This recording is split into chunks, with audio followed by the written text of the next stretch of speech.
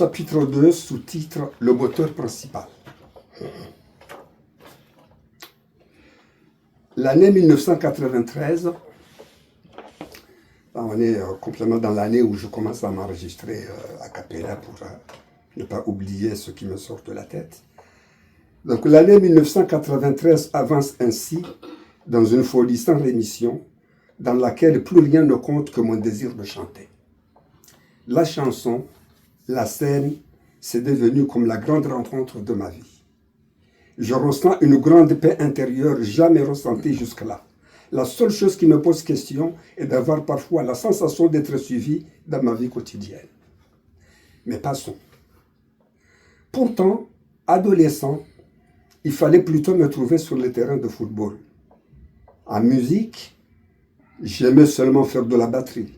Certes, j'étais apprécié par mes maîtres pour le chant arabe à l'école coranique et pour la chanson française populaire à l'école française, mais pour autant, je ne me sentais pas en avant, je ne me mettais pas en avant pour chanter sur une scène dans les fêtes villageoises. Ceux qui connaissaient mes performances dans les lieux cités si haut ne manquaient pas de s'étonner de mes réticences à prendre un micro pour les soirées musicales dans le village.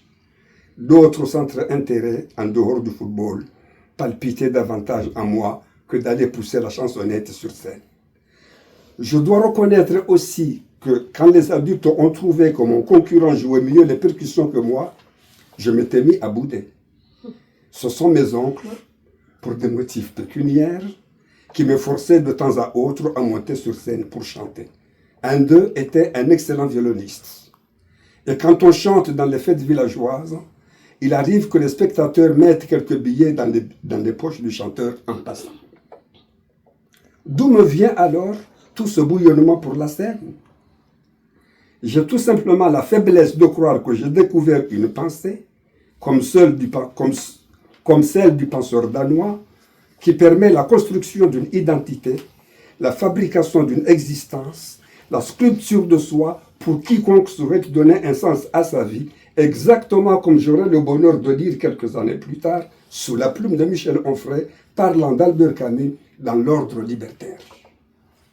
Comme Camus, il s'agissait de littérature pour lui, toujours sous la même plume, j'en fais la boussole de ma vie. Elle donne une colonne vertébrale au chaos que je ressentais de façon intime avant cette rencontre.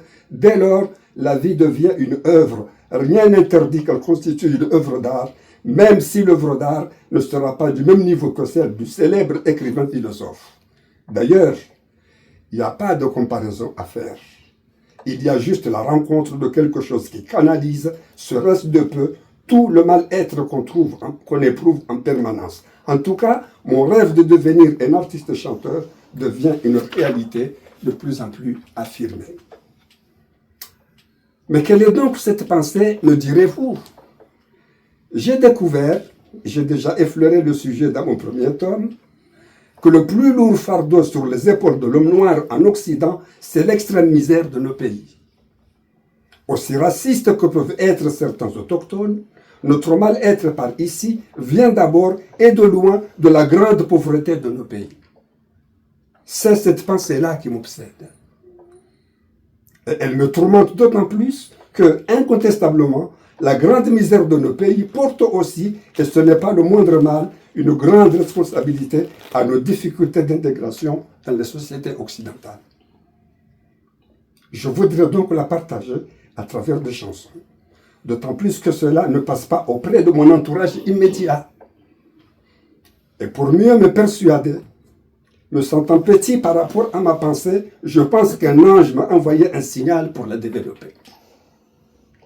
Je m'interrogeais dès le début de ce récit, pourquoi si tard? En effet, je suis déjà dans la petite trentaine, disais-je. Ne me demandez pas combien exactement, vous me poserez une colle. Rien ne me prédestinait à cela.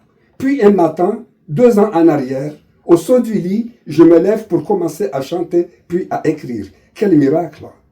Je ne suis pas sûr d'être tout seul dans cette aventure. Je n'ai jamais décidé à l'avance que je vais m'asseoir devant une table avec un stylo et du papier pour écrire des chansons et encore moins pour aller faire de la scène. Pour tout dire, Il a même fallu du temps avant que je ne décide à mettre un papier, sur papier, tout ce qui bouillonne en moi et me sort à tue-tête. J'ai d'abord refusé de l'accepter. Que vais-je en faire?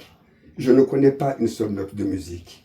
Mais cela me revient encore et encore, de plus en plus intensément.